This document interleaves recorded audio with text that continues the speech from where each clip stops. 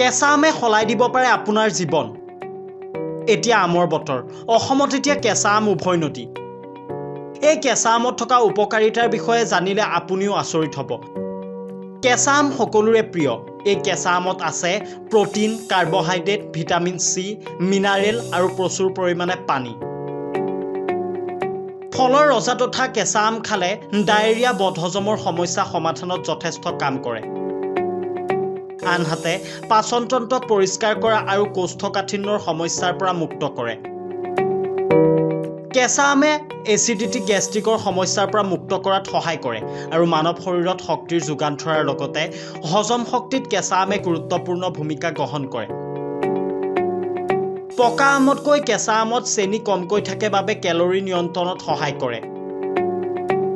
দাঁতৰ গুৰিৰ পৰা তেজ ওলোৱাত প্ৰতিৰোধ হিচাপে কাম কৰে কেঁচা আমে।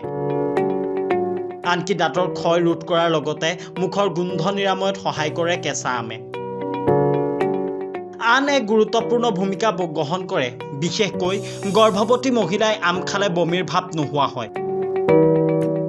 দুৰ্বলতা নোহোৱা কৰাত মেজিক হিচাপে কাম কৰে। কেৱল সামান্য নিমখ লগাই খাব লাগে কেঁচা আম।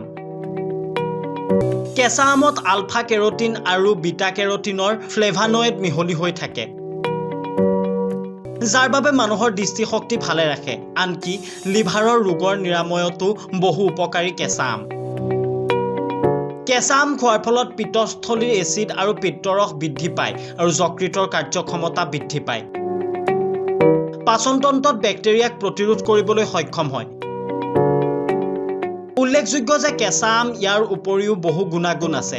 কেৱল কেঁচা আম খাওঁতে আমত থকা এঠা যাতে মুখৰ ভিতৰলৈ নাযায় তাৰ বাবে কাটি ভালকৈ ধুই খাব লাগে, কিয়নো কেঁচা আমৰ বাকলিৰ ৰসে ডিঙি বা মুখত ঘাঁৰ সৃষ্টি কৰিব পাৰে।